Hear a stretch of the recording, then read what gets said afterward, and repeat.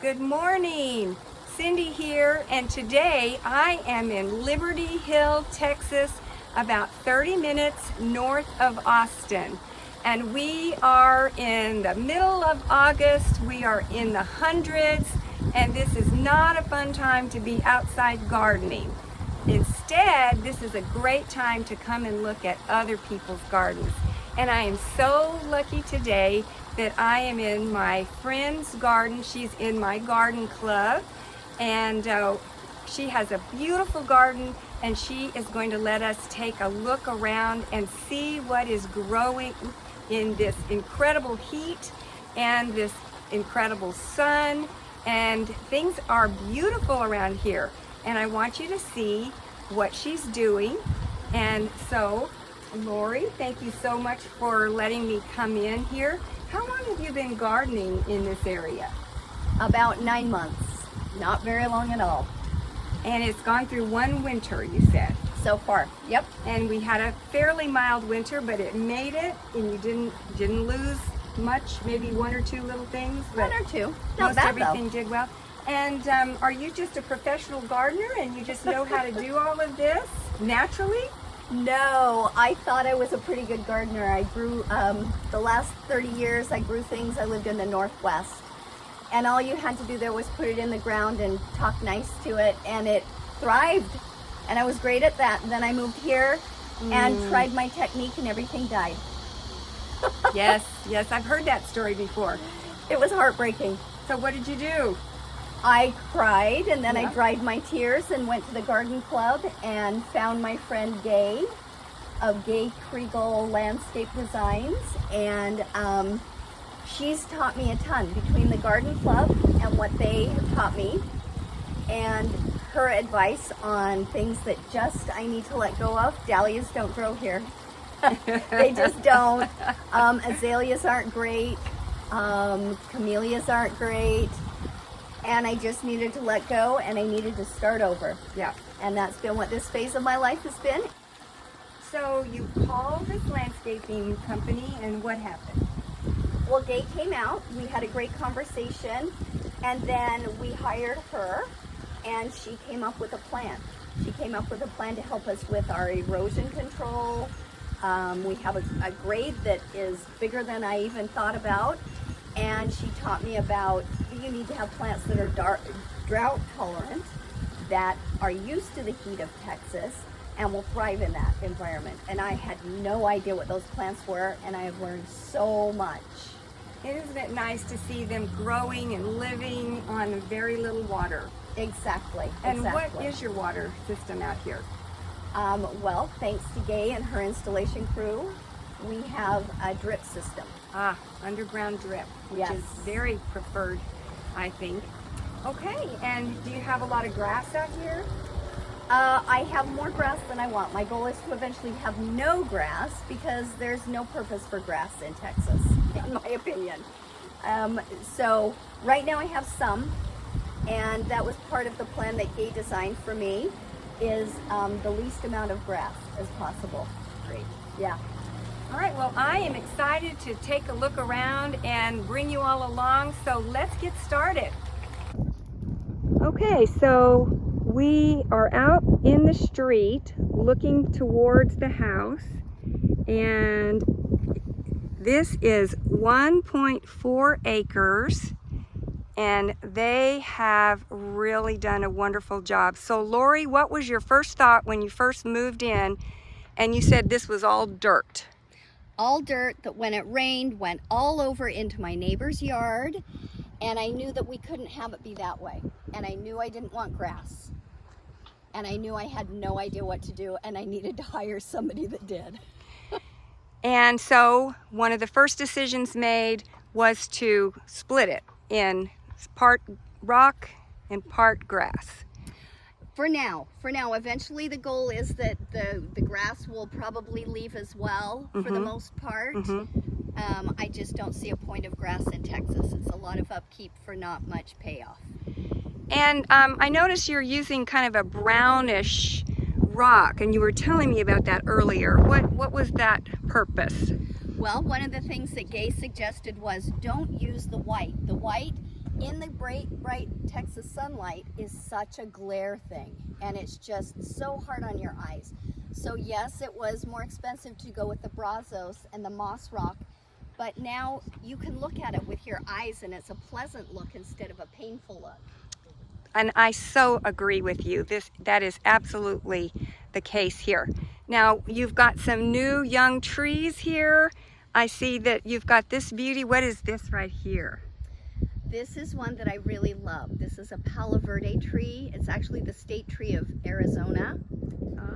So it is very, very much a tree that is meant to be in the heat and a little rain. And she's just a beautiful tree. She has the lovely motion and beautiful yellow blooms that the pollinators love, love, love. So yellow blooms in the spring. Exactly. And I love that open, airy branching that it has. So pretty. And let's talk about the terracing real quickly. So we've got some metal edging here that looks like it's about 4 to 6 inches thick or wide. Yeah. And then up further, all the way to the house, let me kind of get a little closer, you've got some heavy grade metal going all the way across, and that must have done a lot to slow that water down when you've got rain coming in. Totally, totally. It slows it down, adds some interest, broken up with the beautiful moss rock. So I love that it's not just a straight metal edge. And then we used it as well with the terraces over here. And so you have the continuation, it adds a cohesiveness to it. Again, it's not just something that's a stark color that doesn't fit in. I've seen it in like just a gray, or I've seen it in a green. This just looks much more natural with the environment. It really does. It blends in. You don't really even notice it until you point it out. And then it's a compliment. And as it ages, the patina is really nice too. So right here next to the mailbox, you've got a wonderful prickly pear cactus. Is that a spineless? It is. Oh, yes. Isn't that great that somebody came up with that? I know. And then we have Jerusalem sage here, which is not blooming right now, but when it's blooming, oh my gosh, that's magnificent. All those gorgeous yellow flowers. And a little further up, looks like you've got some Pride of Barbados. Is that what that is up there? Getting ready to bloom. Okay, and let's keep walking down. Oh, those are beautyberry. Just love. It is so pretty, and the birds love the berries. And this needs to be in the shade, right? Yes, yes. And this is a perfect spot. So these are 3 young beautyberries, and I like how you're putting things in groups of 3. Yeah. That's so nice. And they'll just get bigger. I'm actually going to add a couple in the back, so there'll be a total of 5. I have to get closer so y'all can see that vibrant purple color. Oh, it's so pretty. All right, and over here I see you've got some Thryallis. Yes. Which I love. Summer, yellow bloom. How nice is that? Yes, something that's still blooming while it's so hot. I would have never thought in August in Texas I would have something blooming. And then this is some kind of a yucca. These are very, very tall yucca. They're going to get some tall blooms on them. I can't remember for sure what color they are. And these might be the dwarf. Do you think these might be dwarf, or are they regular size? Yes, I think they're the dwarf as well. And some society garlic here, looking good. Fabulous, blooming and so pretty, and far enough away that they have a little bit of a scent.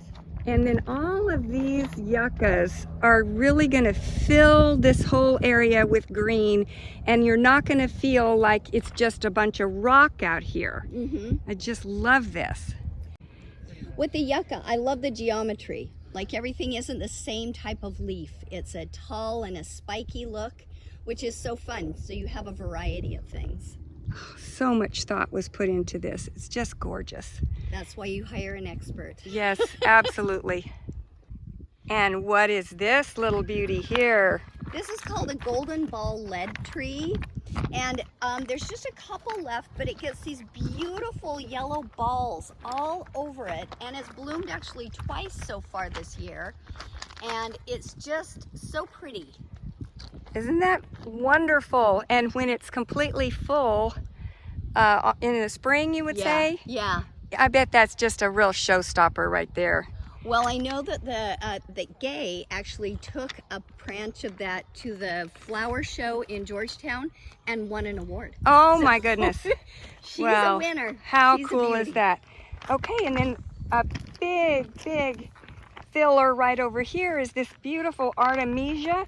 And this has taken about, oh, what would we say, 6 feet and turned this rock into something beautiful to see. Some baby desert willow here, and they are still blooming. So this is the Bubba variety, and the ones that I showed you in another video were the light pink, but these are the dark pink orchids. And aren't those gorgeous? And this tree is going to get about 15 feet tall. It's an ornamental tree, and she has a whole line of them down the side of her property. Oh, just beautiful. So pretty. And if I keep walking up the side of the property, we've got some more Pride of Barbados and some more beautiful yuccas. And I love how you have things in groups of 3. With the boulders, I love that it's not just like the plain old rock in there. It's all broken up in a very definite way. Absolutely. And you can see how thick and wide this wonderful terrace metal is. And then we've got some red buds here that are babies, and they're gonna fill out this little corner just beautifully. And still quite a bit of grass. When you have 1.4 acres, it's hard to get rid of all the grass. And then here we have inland sea oats. And they are so pretty. Let me get a little closer and kind of, well, you can't really hear them yet, but sometimes they make such a beautiful sound. And look here, you've got some milkweed. Yeah, it So, just came on its own, and I'm not going to get rid of that, guys. So how wonderful. there we Yes, go. this is milkweed for the monarch, so fabulous. The fun thing I love about the inland sea oats is the goal is eventually this is all just going to be the inland sea oats. You can see this little guy. This is new in the last few months. It's just seeded itself and grown in, and so this will all eventually be filled in. How lovely. Oh, so glad I got to come out here and film all this. So this is a salvia. This is Amistad salvia with a dark purple flower. And it's just spectacular. There's your tool. Covered with the bees, covered with the butterflies. Oh, I'm sure they love that spot. Yes. All right, and then on the left side of the driveway, we've got these great grasses down here. And so what, is this just feather grass? This is Mexican feathergrass. Uh-huh. And again, for the cohesiveness of the plan, you have it over here, and then you also have it over here. Repeated on adds both to the sides. whole- Oh, yeah. Yeah. And then you have another grass way out to the street, That's the pink muley. pink muley grass. Mhm. And that's going to be a nice cover for the electric boxes when it grows up. How lovely. And I see you have lots of great coreopsis. So right now she's cut this back so she can get another bloom in the fall. And it goes all the way around this bed. And see how she's made her beds. She just took this metal edging and made a curve and filled it up with good compost and mulch and put some plants in. And then this is dwarf senesio or Texas sage. And then, oh, back here you've got some fan palms. Aren't they great? These are just little babies, but very soon they're going to get about 5 feet tall, and they'll be great big fans, and they're going to be just gorgeous. And they love the heat, and they're drought tolerant. Yeah. How wonderful. So many things started so small. I mean, they still look a little small with the scale of things, but when you realize how much it's grown in 9 months. Well, the water must be just perfect for them. All right, and here we have Texas germander, and it has these cute little yellow butterflies and bees that are loving these purple flowers. and I'm hearing that it blooms whenever it wants to. So not necessarily in the spring. Right now it's middle of August and it's blooming its head off, and it goes all the way across. Now this one here looks a little sad, but most of them are doing great. Yeah, and that's kind of been my experience. Some do really well, and then occasionally you'll just have a plant, like we all know, it just isn't very happy. Yeah, just sudden death. Yeah, but the goal here is eventually is going to fill in this whole thing and spill over the side. Oh yes, wouldn't Just that like be great? the lantana are in the terrace in front here, and it's so fun. And that is Henry Dolberg salvia, I believe. Yeah, Is that I right? think so. And Yes. it goes in a nice arch all the way around. Okay, so now we are at a different garden, and this one she calls her white garden, and this is just so beautiful to me. This is the Blackfoot daisy that is so happy. Look at this. Oh my goodness, and it goes all the way across, just as happy as can be.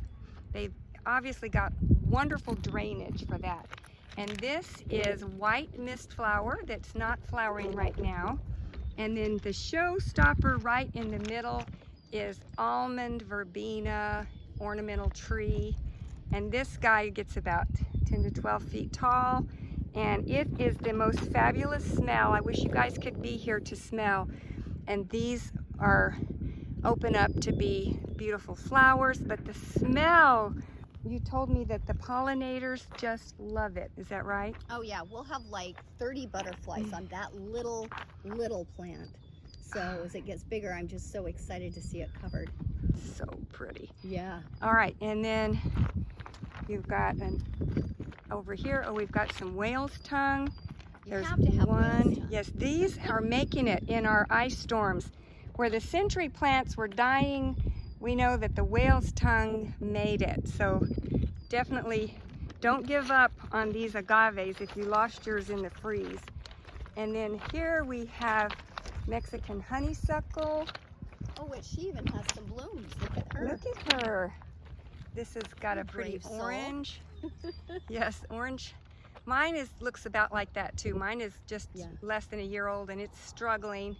And then here she has some gorgeous Yopons, evergreen shrub, and she's got them all the way across.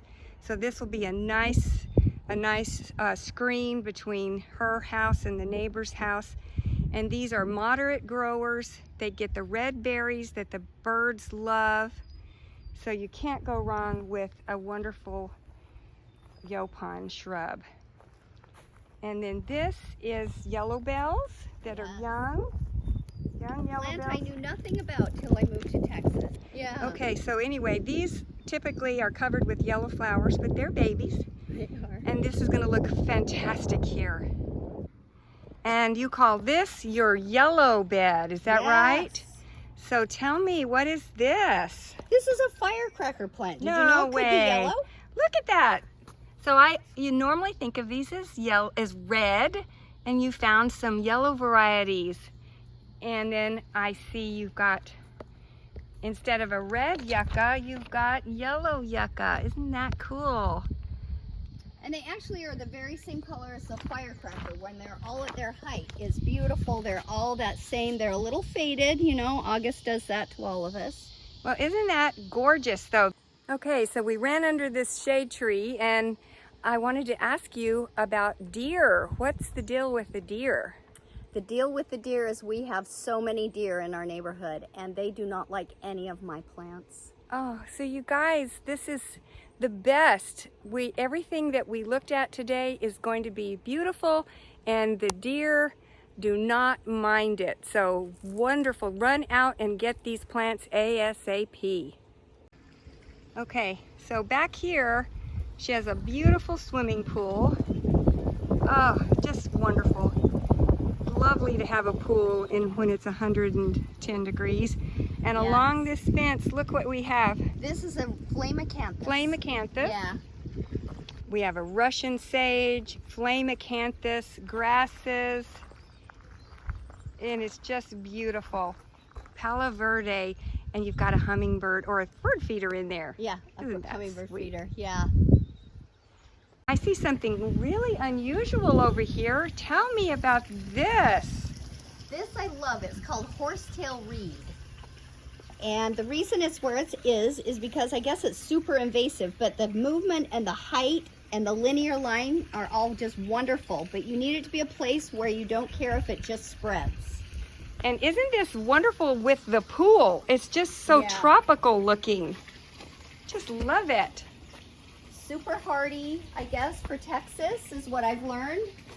And you said that you snip it occasionally to get it to be thicker.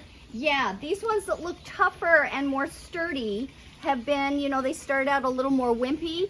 When they start to bend over, I cut them and then they come back stronger. Oh, wonderful.